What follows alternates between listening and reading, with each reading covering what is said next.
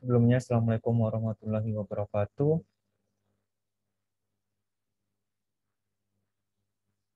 Baik, di sini saya Eriono Budi akan menyampaikan beberapa proses ya untuk penulisan latar belakang ya. Jadi apa yang saya sampaikan pada video ini itu adalah penyampaian latar belakang untuk penelitian yang yaitu berbasis eksakta, ya riset eksakta seperti itu. Tapi sebenarnya tidak dipungkiri juga latar belakang baik itu eksakta, humaniora atau sosial humaniora itu mirip-mirip seperti itu. Yang akan saya sampaikan itu lebih kepada eh, kerangkanya ataupun bagaimana sih cara menulis latar belakang yang baik seperti itu, baik itu untuk tugas akhir, untuk skripsi, ataupun untuk tesis, ya, ataupun KIA, karya ilmiah akhir untuk spesialis, misalkan yang sedang menempuh spesialis gitu. Tapi kalau untuk disertasi saya belum pernah mencoba ya, jadi belum tahu bagaimana penulisannya. Tapi saya rasa setiap latar belakang itu mirip-mirip baik itu pada level S1, S2, ataupun S3 gitu.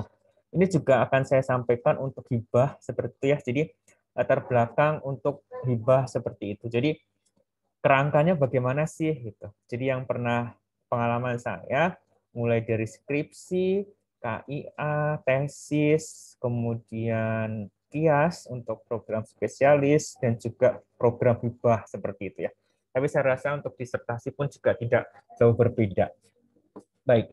Nah, yang pertama perlu dipahami adalah kita tahu tema kita apa.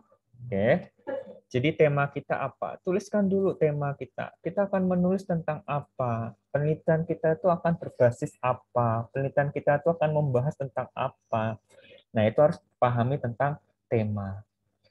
Baik, selanjutnya setelah kita temanya tahu, kemudian tujuan penelitiannya apa? Tulis tuh, ya.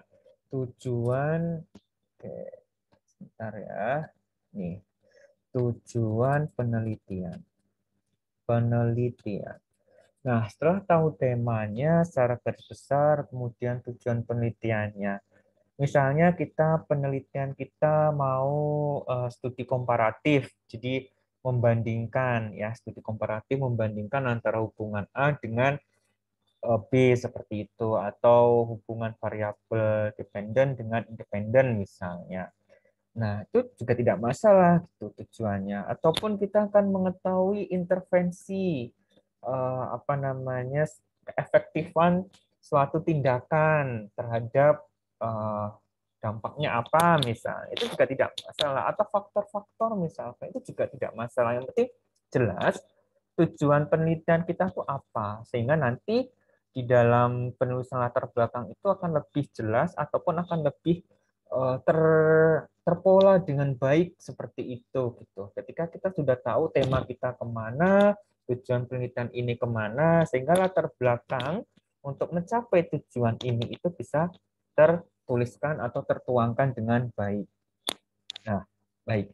Nah, setelah tahu kita tema tujuan, ya, yang saya jelaskan ini adalah latar belakang riset ya, baik itu kuanti ataupun kuali. Jadi saya juga memiliki pengalaman di dua penelitian tersebut ya, kuali dan kuanti. Ini saya juga sedang berproses untuk penelitian mixed method gitu ya. Jadi masih mencoba-coba draftnya. Ya semoga mendapatkan hasil yang terbaik seperti itu. Oke, baik lanjut lagi di sini. Oke, kita akan coba pada dasarnya latar belakang itu kita akan menuliskan suatu yang bentuknya itu segitiga terbalik seperti ini. Oke. Segitiga terbalik. Oke. Nah, bikin saja seperti ini, ya. Oke. Oh, ini kurang besar gambarannya. Saya ulangi ya. Oke. Jadi ketika kita membuat latar belakang itu pikirkan kerangkanya dulu ya, kerangkanya dulu dengan segitiga terbalik. Oke. Dan segitiga terbalik itu dibagi menjadi 3 bagian. 1, 2, 3. Nih, saya kasih warna merah ya. Ini 1,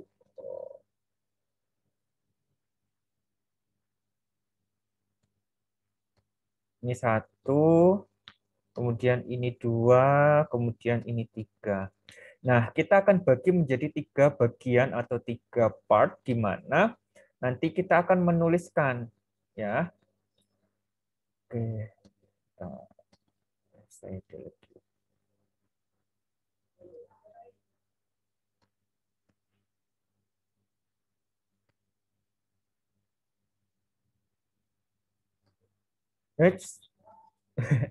Sorry. Iya, gimana sih? Read. Nih. Nah, eh, nah, baik. Nah, di sini akan ada 3 bagian ya kalau kita menggambarkan latar belakang itu segitiga terbalik ya. Jadi yang pertama itu adalah pendahuluan. Di sini akan ditulis pendahuluan. Oke, sorry. Oke, di sini akan ditulis pendahuluan. Oke. Kemudian di bagian kedua atau part kedua itu akan kita tuliskan isi. Oke. Isi. Nah, part ketiga atau part terakhir itu kita akan isi penutup. Ya. Nah, pola pikir kita kalau kita membuat latar belakang itu ya dimulai dari pendahuluan, kemudian dimulai dari isi dan dimulai dari penutup. Pendahuluannya tentang apa, Pak? Gitu kan? Tentang apa, Mas? Dan sebagainya ya. Kayak pendahuluan itu ya pastinya akan berbasis temanya.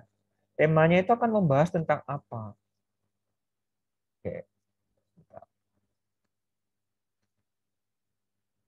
bisa ini ya ternyata. Oke.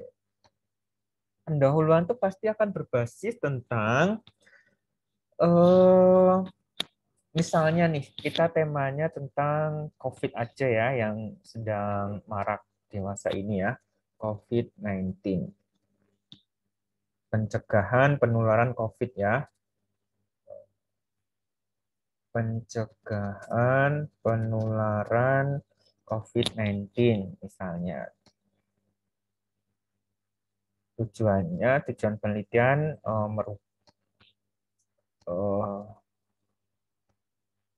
efektivitas intervensi intervensi X misalnya ya.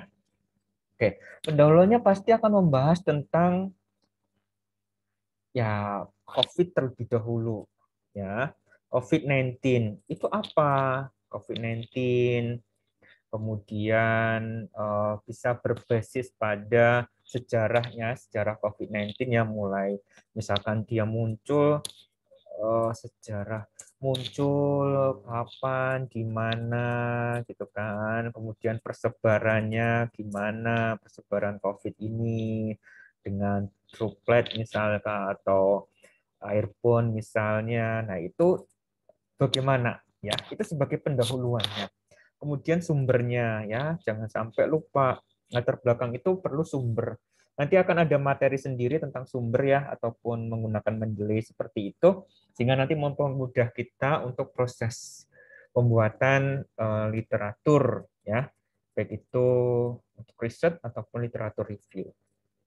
Nah, eh, misalnya, ini contohnya misalnya ya. Nah, ketika kita sudah membahas tentang pendahuluan dan lain sebagainya, kemudian munculkan data ya. Data COVID Data COVID pasti juga segitiga terbalik dari yang paling tinggi terlebih dahulu. Data di dunia, oke, di dunia. Kemudian lanjut data di Indonesia, kemudian di provinsi yang dituju misalnya di Jakarta, Banten misalnya, atau mungkin Jawa Barat, Jogja dan lain sebagainya. Jadi provinsi, oke, kemudian di kota atau kabupaten yang dituju ya, kota atau kabupaten. Saya rasa ini banyak sumber kalau COVID-19 ini ya, bisa lewat web, bisa lewat apa namanya artikel ataupun dari media massa itu juga bisa. Tetapi biasanya lewat web itu lebih update, bisa Kemenkes ya ataupun webnya WHO itu juga update secara global ya, COVID secara global. Nah, selanjutnya kita akan menuju ke isi.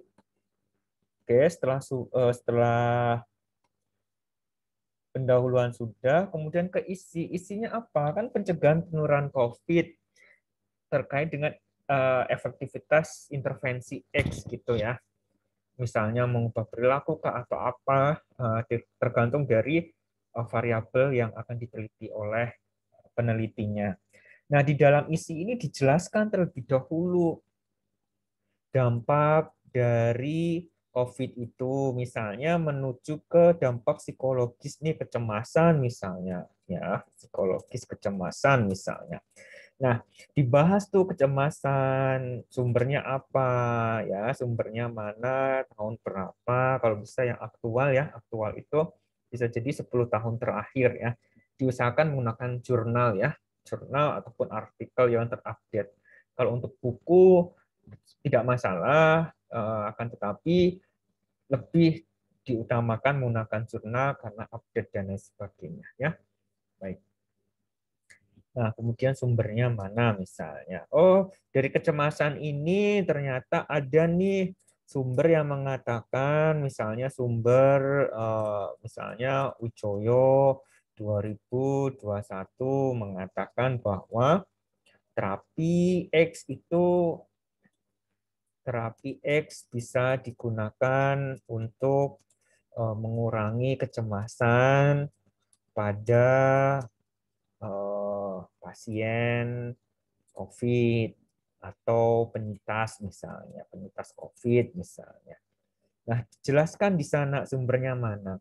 Oke, bisa jadi terapinya juga tidak hanya satu, bisa jadi terapi X, terapi Y, terapi Z. Oh, itu efektif untuk menurunkan kecemasan. Nah, sumbernya mana? Yang penting jelas sumbernya. Di latar belakang itu yang paling penting adalah sumbernya jelas dan bisa dilacak. Oke.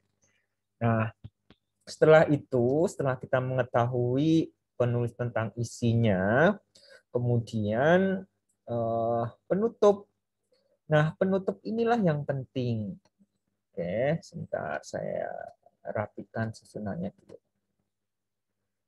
Penutup itu penting. Kenapa penutup itu penting? Karena itulah yang akan menjadi eh, awalan dari penulisan bab-bab selanjutnya. Ya, isi ini juga penting. Seberapa pentingkah sih terapi tersebut harus diteliti? Itu masuk juga di dalam isi. Seberapa ada nggak sih alternatif lain atau kenapa sih harus memunculkan intervensi ini untuk menurunkan kecemasan? Nah, itu juga harus dibahas di dalam isi, di dalam latar belakang itu gitu.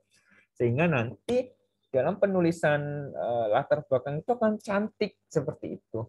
Ya, ini belum belum membahas tentang penulisan latar belakang yang baik ya, tapi masih kerangkanya. Jadi masih kalau kalau manusia itu masih tulangnya dulu ya, belum kepada otot-ototnya, skeletonnya belum, ke kulitnya juga belum, gitu ya, ke wajahnya belum, ke rambut belum.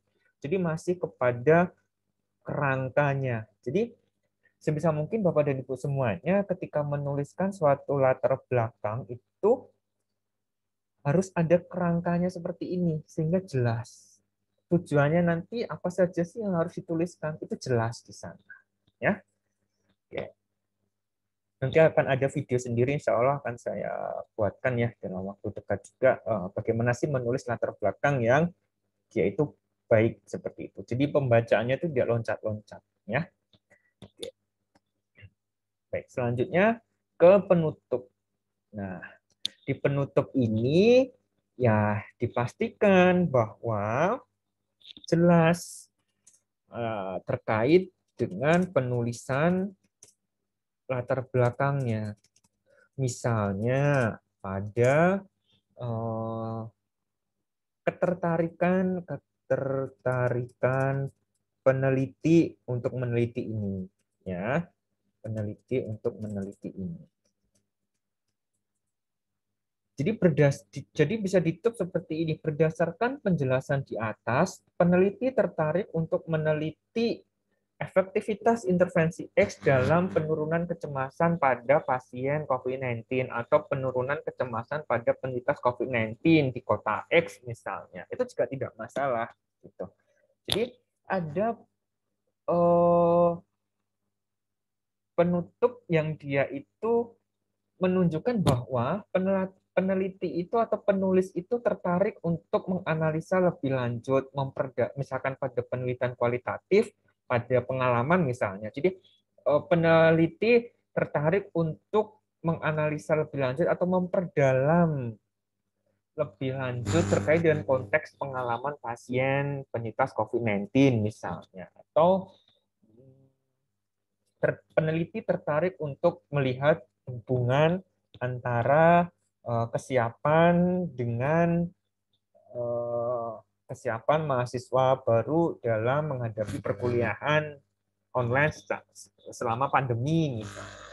Tidak masalah. Yang penting memunculkan bahwa peneliti itu tertarik. Kenapa sih tertarik? Nah, itu dijelaskan secara singkat di sini. Ya, nanti akan lanjut ke bab selanjutnya, mulai dari masih di bab 1 pada subbab selanjutnya, misalkan pada tujuan penelitiannya, kemudian manfaat penelitiannya, seperti itu. Oke? Jangan lupa di dalam isi latar belakang itu ada urgensi. Kalau memang memunculkan novelty itu akan lebih bagus. Novelty itu keberbaharuannya atau ke kreativitasnya itu apa, ya. Jadi novelty masuk di dalam isi tersebut. Baik, itu saja yang bisa saya sampaikan. Nanti kita akan lanjut pada video selanjutnya yang membahas tentang penelitian ini. Semoga video ini bermanfaat. Jangan lupa subscribe, like, dan juga komen ataupun share kepada kolega ataupun teman yang membutuhkan bagaimana sih cara menulis latar belakang yang baik, ya. Masih dalam bentuk kerangka. Kita akan bahas pada video selanjutnya. Sukses untuk semuanya. Saya tutup. Wassalamualaikum warahmatullahi wabarakatuh.